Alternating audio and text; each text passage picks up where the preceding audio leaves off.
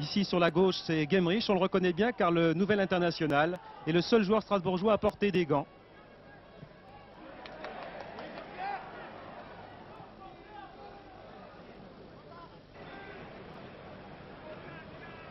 Il faut dire qu'après une vingtaine de minutes, le rythme de la partie baissait. Les offensives devaient quelque peu s'espacer. On commençait un peu à s'ennuyer, mais les 10 dernières minutes de la première mi-temps allaient être tout de même assez emballantes. Ici, Dropsy qui est sorti de son but. Encore Piasecki, très actif, une balle très précise pour le numéro 7, le barbu strasbourgeois, Tanter. Un garçon qui vient de Bretagne et qui est un peu l'une des révélations de la saison à Strasbourg. Strasbourg qui, grâce à Tanter, Vernier et Gemrich, occupe la deuxième place au classement des meilleurs buteurs. Alors que la formation alsacienne, fort bien équilibrée, possède la troisième défense du championnat.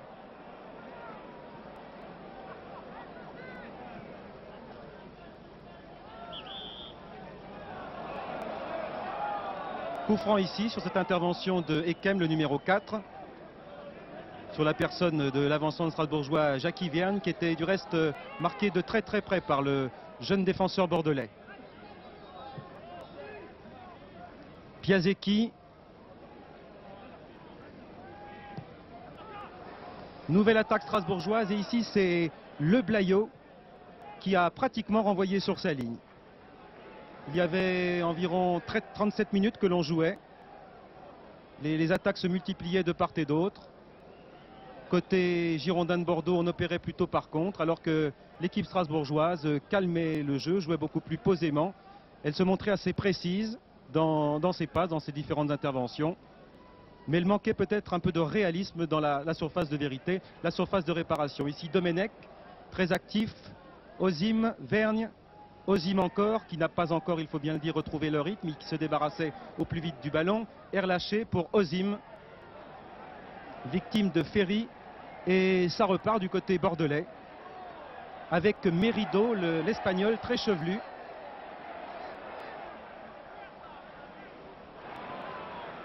Domergue. Et un tir de Domergue très au-dessus de la cage strasbourgeoise. Toujours 1-0 alors que nous approchons de la fin de la première mi-temps.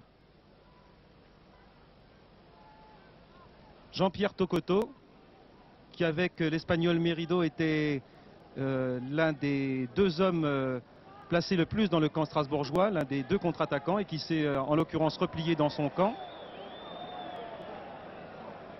Mauvais contrôle et perte de temps strasbourgeois. Specht, air lâché. Piasecki, qui a retrouvé l'essentiel de sa forme. Jackie Verne, regardez comme il est pressé par le numéro 4 bordelais Ekem. L'arrière droit strasbourgeois Marx.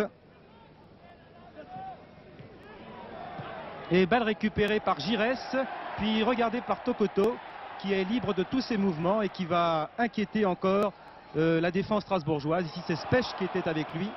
Mais heureusement pour les Strasbourgeois, sur ce centre-tir de Tokoto à terre, il n'y avait personne pour reprendre. Et dans quelques secondes, ce sera la mi-temps. 1-0 donc pour les Girondins de Bordeaux après 60 secondes de jeu.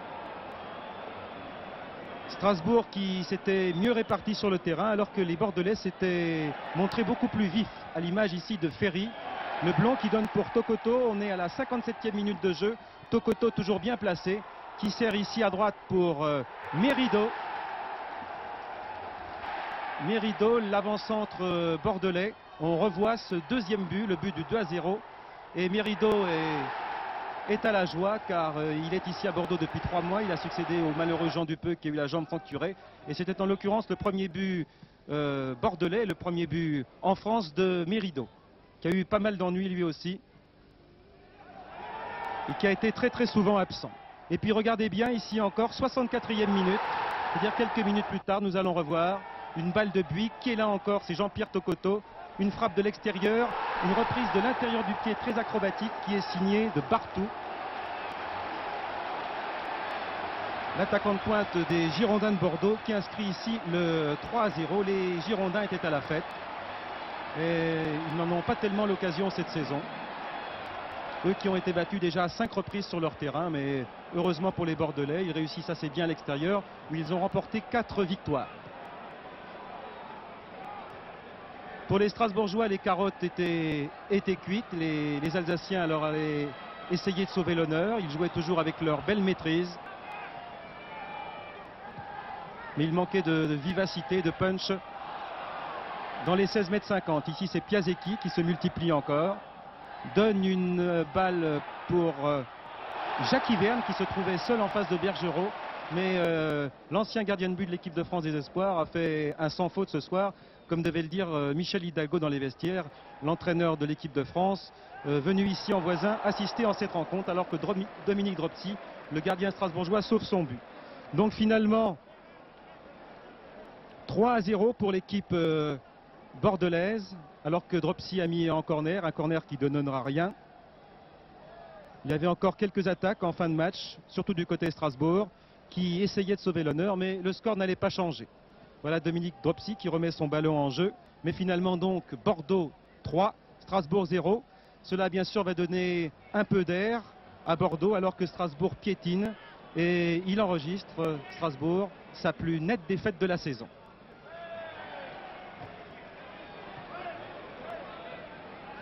Les tout derniers échanges, Ozim, une faute sur Domenech et c'est la fin.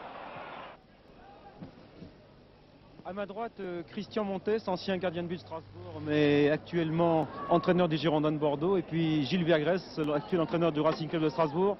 Alors Christian Montes, qu'avez-vous à dire à Gilbert pour le consoler un peu? Je peux lui dire qu'il y a une très bonne équipe et que, première mi-temps notamment, nous avons eu beaucoup de mal à contenir tous leurs assauts. Et bon, bien entendu, je suis satisfait du résultat, mais disons que inquiet j'étais au début et sur le match, ça s'est confirmé. On a eu la chance de marquer d'entrée et par la suite prendre Strasbourg en compte sur notre terrain. Voilà, l'histoire du match, je pense. Gilles Vergrès, la température était plutôt alsacienne, mais vous enregistrez votre plus sévère défaite depuis le début de la saison. C'est ça, nous avons perdu par 3 buts d'écart. Je dirais que sur l'ensemble du match, ça peut paraître un peu dur, mais je crois que nous avons montré un spectacle indigne d'une équipe qui veut jouer une Coupe UEFA l'année prochaine, surtout en deuxième mi-temps. Vous êtes sévère pour vos joueurs? Non, je dis que si vous voulez prendre un point ou même 2 points à l'extérieur, il faut marquer des buts. Nous avons eu au moins 4 occasions de but nettes, peut-être même une de plus que Bordeaux. Résultat final 3-0 pour Bordeaux. Alors défaillance collective ou plutôt individuelle? Je dirais les deux. L'un ne va pas sans l'autre. Quand il y a des défaillances individuelles, surtout à l'extérieur, automatiquement il y a des défaillances collectives. Vous parliez de la Coupe de l'Union Européenne, alors les chances de Strasbourg sont sérieusement compromises? Compromises, on n'en sait trop rien, c'est trop tôt pour le dire.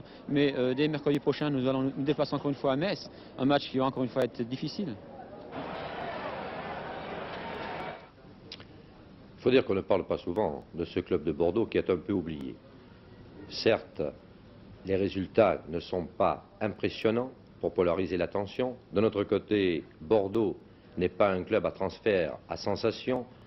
Il n'entretient pas des polémiques à l'intérieur de l'équipe, donc on en parle peu. Eh bien, il fallait réparer cette erreur.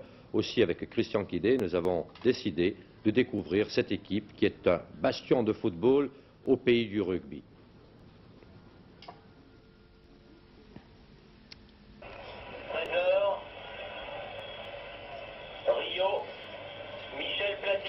Moi, tu joues au Girondins de Bordeaux? Oui.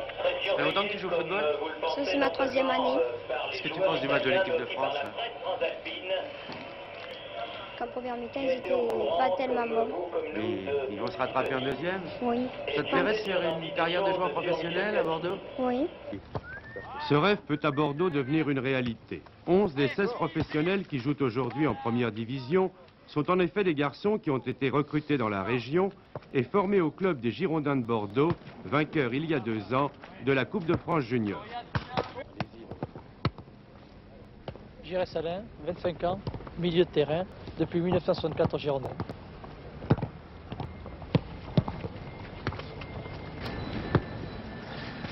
Philippe Goubet, 28 ans. J'arrive d'un petit club de la région bordelaise, l'Union Sportive Légeoise. Et je suis au Girondin depuis 10 ans. C'est ma 6e année de carrière professionnelle. Je joue milieu de terrain.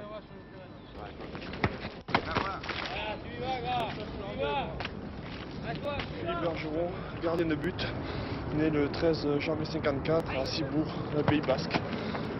Depuis 71 au club. Cette politique de clocher correspond aux vœux du président actuel, M. Jean Roureau.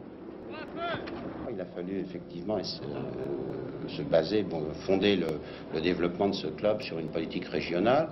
Ceci, je crois, pour deux raisons. À la fois parce qu'il y avait des raisons financières et que nous ne pouvions pas faire n'importe quoi et n'importe comment. Et puis le deuxième aspect, parce que nous pensons que nous avons dans ce grand désert qui est les Girondins de Bordeaux, au milieu du désert français, nous avions une vocation de club régional. Alors c'est les deux motivations qui nous ont amenés à fonder plus particulièrement notre espoir de développement sur une politique qui est une politique régionale en faveur des jeunes de cette région et permettant au fond aux jeunes de cette région d'accéder peut-être plus rapidement que dans d'autres clubs au niveau supérieur avec tout ce que ça comporte aussi comme avantage mais aussi comme inconvénient et comme risque. Allez Gilles, hop. Voilà.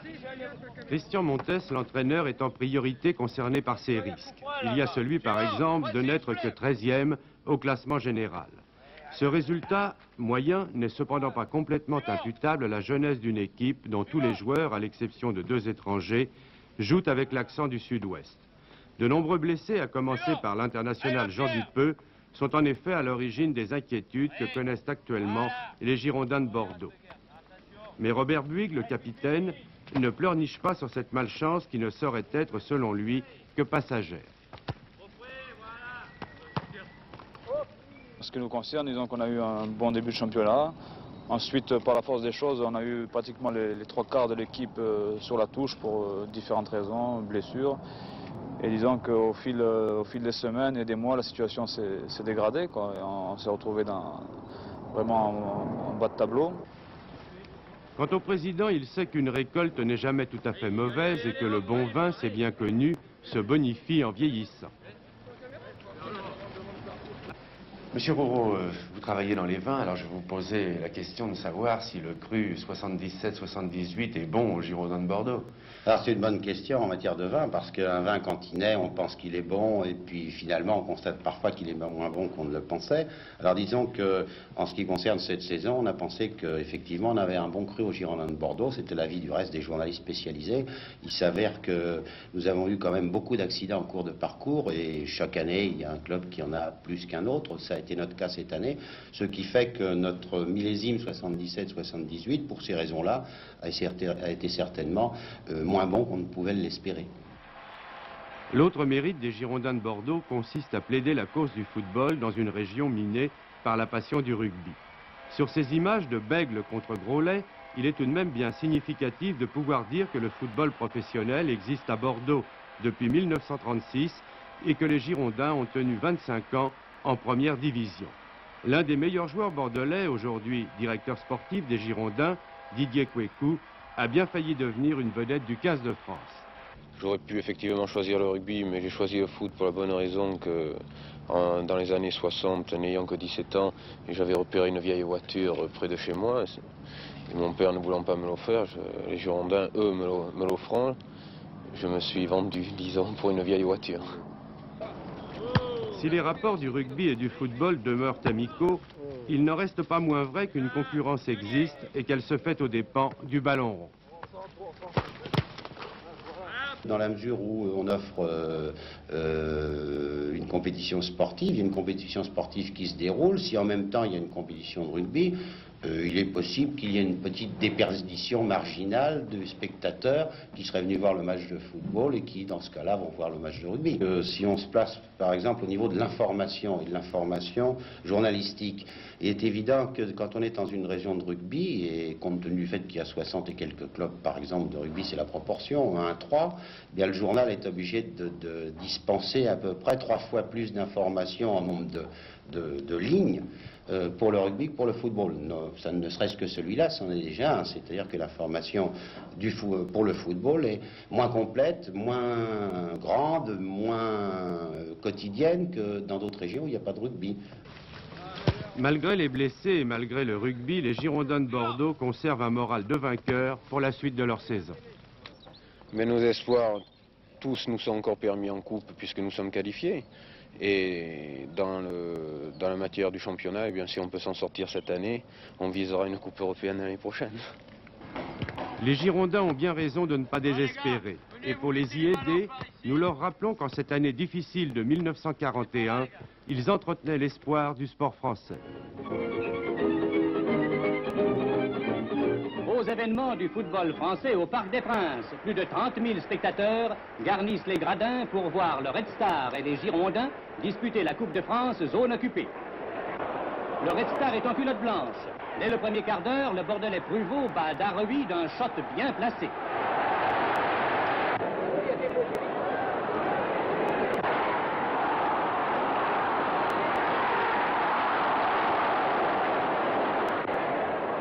Le Red Star domine le plus souvent, mais il est victime de l'inefficacité de son attaque.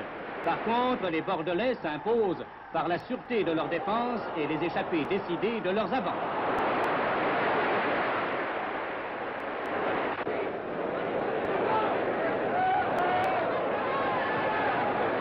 Seul devant le but, Srego croise son envoi et prend Darrewy à contre-pied.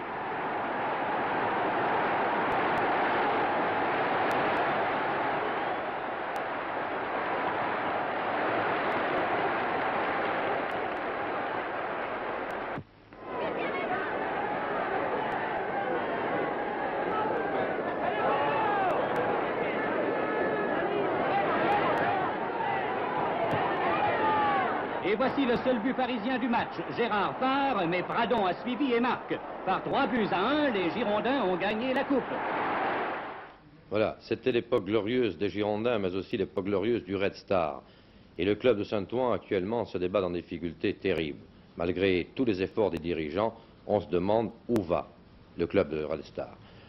Les joueurs, qui avaient été pas payés en décembre et partiellement payés en janvier, avaient décrété la grève pour aujourd'hui, et puis finalement, ils ont décidé de jouer, et ils ont gagné contre Lille sur le score de 1-0. D'ailleurs, une décision juridique interviendra le 16 février, et on saura si le Red Star pourra ou non continuer dans les compétitions officielles. Nice-Monaco, c'est l'affiche par excellence, le premier contre le troisième.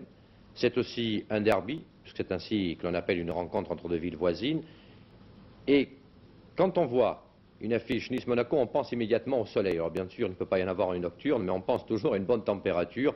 Malheureusement, le mauvais temps qui sévit sur l'ensemble de la France avait touché aussi Monaco, et la pelouse était glissante. Un commentaire de Jean Reynal sur cette rencontre.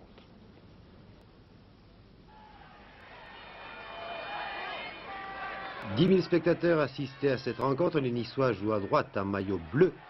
Et nous sommes maintenant à la 27e minute, une faute de Gardon sur Toko.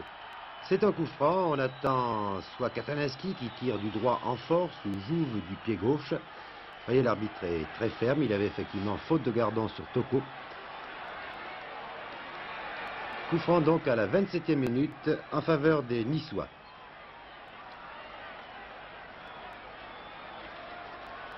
On attendait un tir terrible de Katalinski, c'est un spécialiste des coups francs, ou de Jouve du pied gauche. Vous voyez le mur qui a toujours du mal à se mettre en place.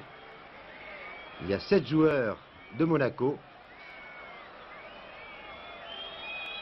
L'arbitre fait reculer le mur. C'est Jouve qui a la balle, qui la donne à Baraja finalement. Et oui, c'est la surprise, mais on peut dire qu'Ettori a eu chaud, car la balle est passée très près de la transversale. C'était donc la première occasion de cette rencontre. Elle était niçoise. Il y avait 10 000 spectateurs. Voici la foule. Malgré la pluie, le stade n'était pas comble comme on l'avait annoncé, mais tout de même, pour Monaco, 10 000 spectateurs, c'est beaucoup. Les spectateurs partagés entre les Niçois et les Monégasques, car il y avait bien 5 000 Niçois autour des tribunes, autour du terrain. À la 29e minute, c'est Correa, l'arrière droit, qui remet en jeu à la touche. Un coup franc maintenant pour une faute de Jouve sur Correa. Nouvelle touche. L'arrière droit, le numéro 2, c'est Correa, car il y a de nombreux jeunes dans cette équipe de Monaco, notamment Chaussin qui est au milieu de terrain, et Gudimar, l'avancante, qui a remplacé Onis. Jouve qui vient de commettre une faute sur Correa à l'arrière, c'est un coup franc, mais ce n'est pas dangereux, en tout cas pas à proximité des buts. Là vous avez vu Moisan, très bon joueur du milieu de terrain avec Petit, qui donne la balle à Correa, puis d'Alger, centre de d'Alger, Noguès, pour Petit, un lob, Gudimar sur la transversale. Et finalement, c'est Petit qui marque du pied gauche, 1-0 pour Monaco. Baratelli